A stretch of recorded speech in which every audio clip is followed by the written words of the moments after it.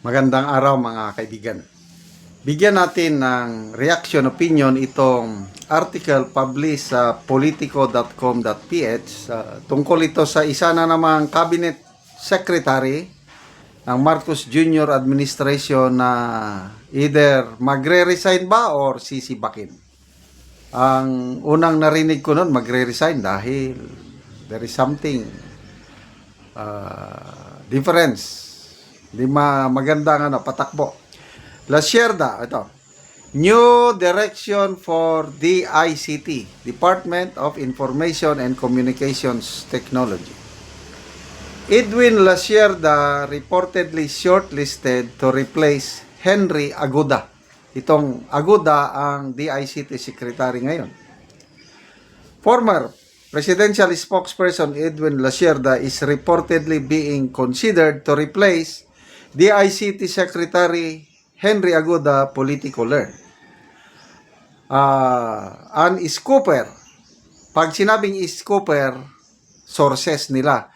Itong politiko ang unang nagbunyag na tatanggalin na si Tourism Secretary Frasco at nagkatutunga dahil si Secretary Frasco ginawa na lang presidential advisor on ano ba ito?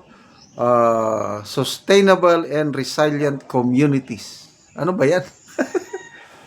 An scooper said Aguda's replacement is already being discussed with vetting underway for potential successors.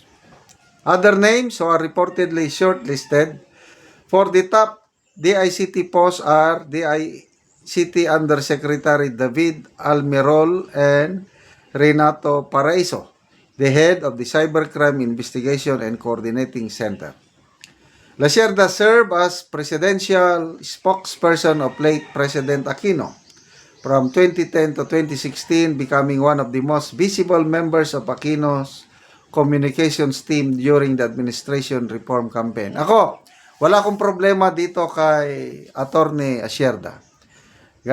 Sa ngayon, yung programa nila sa Bilyonaryo News Channel, ang gaganda yung mga discussion nila. Talagang patas lang na discussion. Wala silang tinatabunan, wala silang pinapanigan. Kung anong katotohanan, yun ang nilalabas nila. Kaya saludo ako kay Attorney Edwin La Sierda. After leaving government, he moved into private sector and co-founded PayMongo, a Philippine fintech startup that provides digital payment solution for businesses.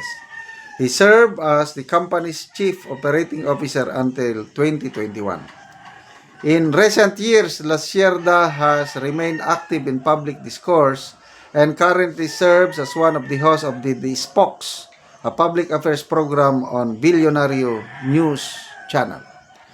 Aguda, who took over the DICT with a mandate to accelerate the government's digital transformation agenda, has faced a string of controversies during his tenure, including questions surrounding procurement processes. Yan ang problema sa mga kontrata and internal management at the agency. Some lawmakers and industry observers have raised concerns over major digital infrastructure projects handled by the department, including initiatives related to the national government data center and e-government platforms, which involve billions of pesos in public funds. Reports also surface of alleged irregularities in favoritism in procurement activities, with complaints filed internally against certain officials linked to project bidding processes. Aguda has repeatedly denied any wrongdoing, saying the department follows government procurement rules and reforms that are being implemented to improve transparency. The DICT chief also drew scrutiny in congressional hearings where lawmakers questioned the pace of implementation of several flagship digital reforms, as well as the department's utilization of its budget for nationwide connectivity and cybersecurity initiatives. Despite the criticisms, Agoda has maintained that the DICT has made progress in expanding digital services and strengthening the country's cybersecurity framework.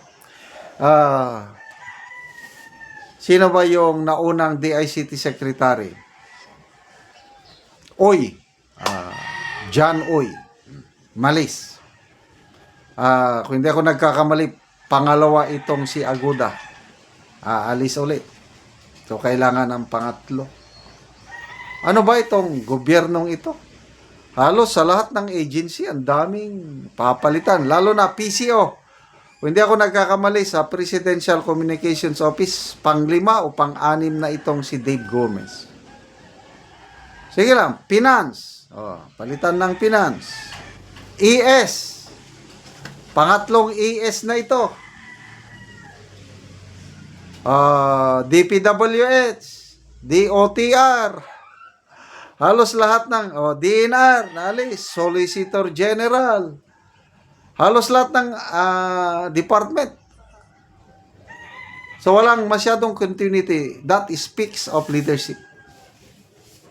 Kung mahina ang boss, ay talagang mahina. Kaya naniniwala ako kay VP Sara yung revelation niya na tamad yan si Bongbong Marcos, hindi yan nagtatrabaho. Hindi na ngayon nagpapatawag ng cabinet meeting. Kaya nga, nagkabuhol-buhol na. Tingnan nyo itong repatriation or evacuation ng ating OFWs. Ang ibang mga bansa, inuna talaga repatriate. Dami nang napauwi. Tayo, halos zero pa. Mabuti pa ang Singapore. Nag-offer ng tulong at nakapag-evacuate na ng 24 OFWs. Ang atin, wala. Inuna pa ang biyahe sa New York. Pasyal-pasyal, tumutulo ang sipon, nag-i-speech, nakakahiya. Gumastos tayo ng estimate ko lang ito, baka abot ng 100 million sa biyahe na yon. Patigilin ko ang giyera! Kumusta ngayon? Napatigil na ba? Lalong lumalala. Ang taas na. Crudo ngayon, 75 pesos per litro. Hindi lang din tayo, halos lahat sa buong mundo na apektuhan. Kailan? Ito na, ang Merisi. Merisi Gaba, ang Gaba dili magsaba. Ang daming problema ng administrasyong ito. Tingnan natin ang galing nila. Salamat mga kaibigan sa inyong pagsubaybay sa ating channel. Nakakatulong kayo ng malaki sa tribong Talanding ng Bukidnon dahil ang income natin sa channel na ito is pantulong po sa tribo.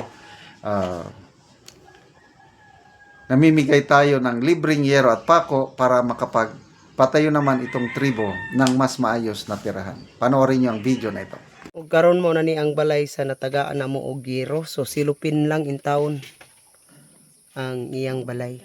So mag-aatop na siya karon sa iyang atop nga silupin lang. So tolda lang gyud in town ang iyang balay, ang iyang atop. Ug mo na ni ang nahatag sa iya nga yero. So mag-atop na gyud siya.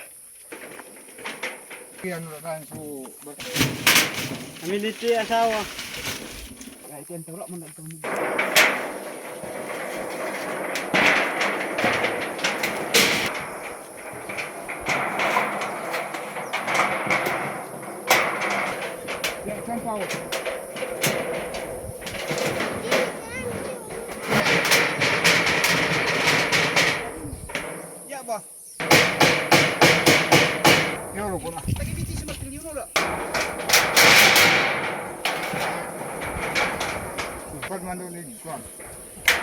Kakagya Cesar. Gawas ka nga doon na dito ka. Gawas ka anay.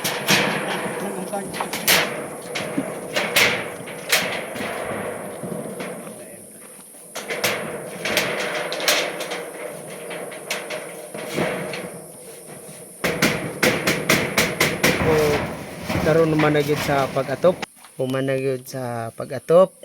So nawala na gyud tong tani kuan lang. Silupin lang nga atop. Karon napulian na gyud sa iro nga among gihatag. Sige dinhi ka kay salamat.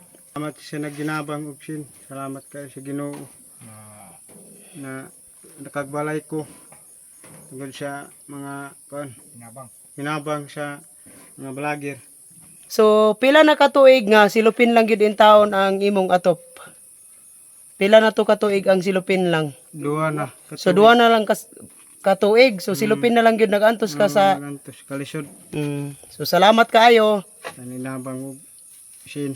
Okay, Salamat po. salamat.